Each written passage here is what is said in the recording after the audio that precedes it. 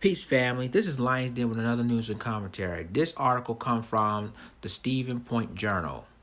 Police refute man's claim of racial profiling by Stevens Point Posters County officers. Dre Bates talked about the encounter with police in Stevens Point that went viral on Facebook. DeAndre Pettiford Bates talked on July 24th about being stopped and questioned by police in Stevens Point, Wisconsin in the early morning of July 23, 2018. This is a major update. Stevens Point Mayor Mike Wizza and Police Chief Mike Skipper released separate statements on Friday regarding this incident. A 25-year-old black man in Stevens Point is accusing local police of racial profiling when they stopped him during an investigation into armed robbery. DeAndre Pettiford Bates was riding his bicycle in the pre-dawn hours Monday when three officers stopped, questioned, frisked, and searched him. Shortly after, he posted a description of the experience on Facebook that drew reaction from more than 900 people and comments from more than 150, including the city's mayor. Pettiford Bates started the post by saying he respects police, but his experience that night was complete and utter bull. Not only did they violate, strip me of my rights, but also did not inform me of what was going on, he wrote. They did whatever they wanted without due process. They assumed that because I was black that somehow I had drugs and a gun. Police said he matched a description of a suspect. Officers eventually arrested a 17-year-old male who was later described as white. Stevens Point Police Department released video footage on Wednesday from a security camera that captured part of the encounter but contains no sound. Much of the disagreement between Pettiford Bates and police stems from what was saying during the encounter. The description of the suspect that he was said to match whether he consented to a police search and how communicative the officers were during the encounter. Police at about 1:20 a.m. Monday received a report of an armed robbery near the intersection of Center Point Drive and 3rd Street. Stevens Point Police and Portage County Sheriff's deputies combed the downtown area in response to the report. Police arrested 17-year-old Antonio Cruz around 10 a.m. Monday at his home on suspicion of the crime. Police said the 911 caller originally reported they were witnesses to the armed robbery. Authorities later learned they were the victims and were allegedly involved in a drug deal with the suspect. They told the police the suspect robbed them with a handgun and stole $250. A statement from a police officer involved said police stopped approximately 4 people leaving the downtown area that night, one of whom they stopped twice. Officers stopped Pettiford Bates while he was on his way home from work at Brickhawk Tavern on 2nd Street at about 1:30 a.m., 10 minutes after the robbery was reported and a few blocks from the crime scene. He was traveling the wrong way down Main Street on his bicycle when a Portage County Sheriff's deputy stopped him. The stop lasted about 5 minutes. Another sheriff's deputy assisted in the stop, and so did a Stevens Point officer who first reported seeing Pettiford Bates. The officer patted him down, searched his wallet for identification, searched his backpack, and questioned him. The officers also searched him for drugs and a gun. Pettiford said he never gave consent to police to conduct these searches, and officer reports said he allowed them to search. The video from a security camera captures part of the interaction between Pettiford Bates and police, but the picture and lighting quality are limited. The video showed a Portage County Sheriff's Department squad car pulling up and stopping. The camera angle changes. The next time the scene comes into a view, police are patting down Pettiford Bates and looking through his wallet for his ID. They appear to be speaking with one another during the pat-down. The camera angle changes. And I'm going to show you the video after this article. When the scene comes back into view again, the police motion Pettiford Bates closer to the squad car. They appear to be talking and standing around. The camera rotates and an officer who was partially off camera bent over searching through Pettiford Bates' backpack. When it comes, Yeah, when it comes back around, the video does not show whether police dumped the bag's contents on the ground. Pettiford Bates said they did, and police denied that. The scene eventually ends with police making their way eventually to their cars and pulling away. Daniel Contos, chief deputy of the Portage County Sheriff's Office, said police did not have squad car video of the incident from the officers involved because the video is usually activated when police cars' lights are turned on. Police did not turn on their lights during the incident. Police said the quality of their information on the suspect's description and identity was changing quickly during their initial response to the downtown area. Anybody in the area is going to get a second look, especially with an armed robbery, Conto says. Oh boy. This is what the police says. Stephen Point police officer Austin Lee recounted his perspective of that night in an email to Stephen Point's assistant chief Mike Roedier that was released Wednesday. Lee said he saw a male wearing a blue shirt and a black backpack riding a bicycle leaving the square on Main Street from 2nd Street, where police was told the suspect had ran towards.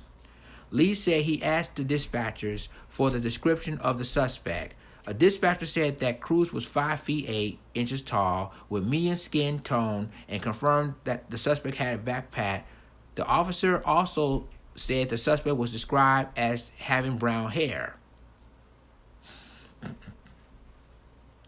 I'm going to finish this. Lee wrote Pettiford Bates was listed on his ID as the same height and weight, but with black hair. As Officer Lee and Portage County Sheriff's deputies approached Pettiford Bates, a dispatcher told them the suspect had a gun in his waistband. Lee said he asked if Pettiford Bates had his ID in his wallet, and when he said yes, the officer took that as consent to search the wallet. The officer's email reads, "As I was speaking with Pettiford Deputy McDonald did open Pettiford's backpack and search its contents for a handgun or on drugs. Nothing was located, and Deputy McDonald zipped his backpack up and gave it back to Pettiford. At no point was the contents of his backpack dumped out onto the ground." The officer said he told Pettiford Bates why he stopped him, specifically that there was an armed robbery that had occurred only a few blocks away, and he matched the clothing description of the suspect. Pettiford said that he understood and knew that we had a job to do. I thank Pettiford for his cooperation, and he was sent on his way, the officer wrote. The officer's account makes no mention of Pettiford Bates asking if the description that the police said he matched was of a black person.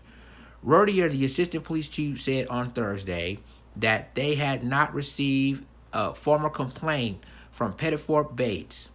Now, this is what Pettiford Bates says on his side of the story. Pettiford Bates said the stop left him feeling uncomfortable, confused, and that he was treated not as a person.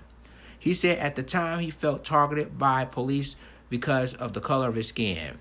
The account he told the Stephen Point Journal matched his Facebook post, but included additional details. It made me feel like they already saw me as a criminal, Pettiford Bates says. Pettiford Bates is a downtown bartender and local hip-hop artist. He said he's performed at several downtown bars and other city venues, and he said he gives many of his proceeds from his shows to the Boys and Girls Club of Portage County. He came to Stevens Point 7 years ago from Chicago as a student at the University of Wisconsin, Stevens Point, studying theater, and is still trying to finish a degree in business management while chipping away at student loans. He said that aside from speeding tickets, he hasn't had any other encounters with police. Pettiford Bates said the incident started with a sheriff's deputy stopping in front of his bike and yelling at him to get off his bike as he was talking off his headphones. So I get off my bike and asked immediately if everything was okay and did I do something wrong. He told me that he was trying to figure that out. He told the Journal. He said police told him to keep his hands in front of him and drop his phone and backpack. Pettiford Bates said he tried to record the encounter but dropped the phone at the officer's request because he said he was trying to be as compliant and non-combative as possible. He said police never failed him in any details aside from saying he matched the description. When police said that, he said he sarcastically asked if that description was black. He said that the officers did not respond to that comment. At one point in the stop, Pettiford Bates said he overheard them saying the suspect was wearing a blue hoodie. Pettiford Bates told the Journal he was wearing a gray button-down shirt. The security camera's video does not provide a clear indication of his shirt color. They didn't explain anything on why I being stopped. They didn't give me a choice, whether I felt comfortable being patted down or not. They didn't ask me if they could check my backpack at all, he said. Cass Bowers, communications director for the ACLU of Wisconsin, says police must have reasonable suspicion that a person is armed and dangerous to stop and frisk them. Whether a person must identify themselves to officers depends on the lawfulness and circumstances of the stop. The ACLU had not received a complaint from Pettiford Bates, and Bowers didn't comment on his specific experience. Pettiford Bates said he asked officer multiple times why he had been stopped. He said they asked him multiple times if his name was Antonio and continued questioning him even after verifying his identity. They continued to ask me where I was coming from, where I was going, where I was work, if I had any drugs on me. It was just repeated questions, he said. Pettiford Bates said he found out about the robbery from the Stevens Point Police Department news release issued later Monday morning. It was just very confusing. I felt like I didn't have any rights. I felt like I wasn't a human being. I felt they just do whatever they wanted. Didn't inform me, he said. It was pretty intrusive and uninviting. It made me feel uncomfortable. Nobody said sorry for the misunderstanding. No one said sorry for the misunderstanding and miscommunication. This is what happened, and this is what we're looking for. I didn't know the situation until after. He said he still doesn't understand how he was possibly considered a suspect based on their physical appearances. They said the victim in the situation had told them who this guy was and how he knew him. And I'm sure what he looked like because he gave a description. I'm very confused if the victim is saying, oh, this is the guy. This is who I know. This is what he looks like. It made me feel like, why was I stopped? I mean, I don't fit the description of a 17-year-old guy, which was lighter than I am. It definitely left me kind of confused why I was stop going off of what they said in the news, he says. Pettiford Bates said on Tuesday he had no formal complaint with city or county police because he was hoping to resolve it with an apology for those agencies or officers. He has not received one. In my personal opinion, I think 24 hours is enough time to have a formal apology. I didn't get that. I do felt violated. I don't feel like I was professionally handled. I do want to see justice. I don't want anybody to feel like they can't walk home safe because of the situation, he says. However, he says he understands that police have a job to do, that he's not angry that he was stopped, but rather how he was handled. I don't want to spew this any rhetoric of police enforcement or anything like that, Pettiford Bates says. I just don't respect how they handle this particular situation, he says. Pettiford Bates and Mike Wisdom met Thursday. Wisdom released a statement Friday saying, I think we both walk away with a better understanding of what transpired and why. Stevens Point Police Chief Martin Skiba released a statement later Friday that echoed some of the same messages as Wisdom's, particularly that officers knew only that they were looking for a suspect who might be armed and dangerous and had a description that at least partly matched Pettiford Bates' appearance and location. While officers are trained to investigate while keeping themselves, federal officers in the community say this can appear to be short or blunt at times. Skipper wrote, but added, if an officer fails to stop to investigate, they are not doing their job to satisfactory community expected level. Skipper also invited people with concerns about officers' conduct to call the police department and sign up for one of his citizens' academics. Sheriff Mike Lucas said police was doing their due diligence of stopping people in the area. Only I talked to the individuals, he states, the profiling alleged in the complaint. I can only go by the investigation, what the officer says, and the radio traffic that sheriff says. There's no complaint, and I don't think there's an issue. Okay, I'm going to go ahead and play this video, 2 videos actually, and then I'm going to give you the rest of my commentary on this. So I'm going to scroll back up. But what we're saying is that this is the guy they was really looking for. See that picture? Antonio Cruz, 17. And they knew they was looking for this guy who was a white Hispanic. They knew they was looking for him. But instead, they still questioning the brother for basically no apparent reason.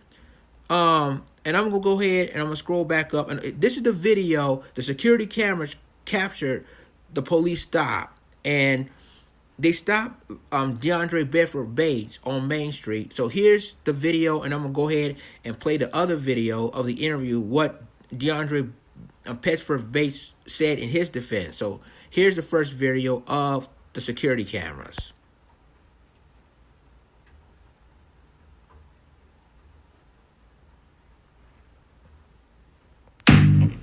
Miller Park is home to our favorite American tradition.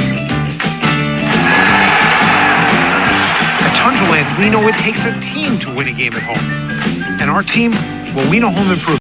Okay, I apologize for this video is not playing, so I don't know what's going on. It's still buffering. But I'm going to move right along, and I'm going to go ahead and play. This basically is DeAndre. I'm going to play DeAndre Bedford Bates, and he's talking about the encounters of what happened to him that night. Here it is.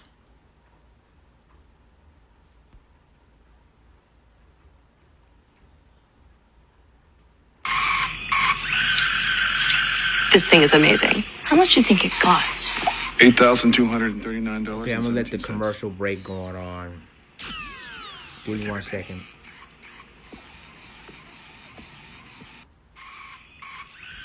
Okay, family, I apologize for that. Neither one of these videos are working, but I'm just gonna go ahead and do my commentary. The point is that they knew they got the wrong guy, and they still questioning him.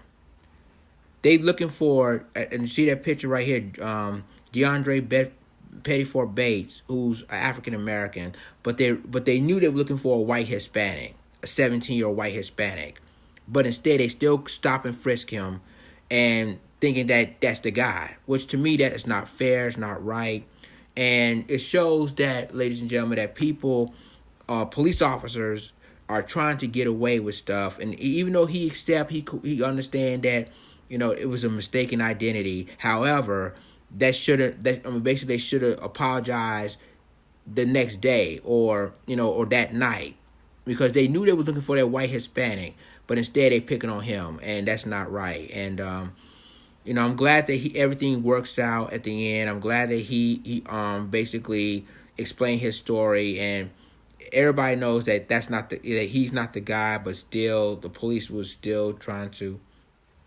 make sure that that's the right guy. But, with DeAndre, he felt that, they're not even questioning on who they looking for and stuff like that. So, but at the end of the day, things work out. They both squash this. They understand, that it happens. Well, leave me a comment. Tell me what you think about this article. Share this video. Subscribe to my YouTube channel. Subscribe to my reaction channel. And subscribe to my Black Junction channel for more news and commentary. With that being said, it's Lions Den signing off. Deuces.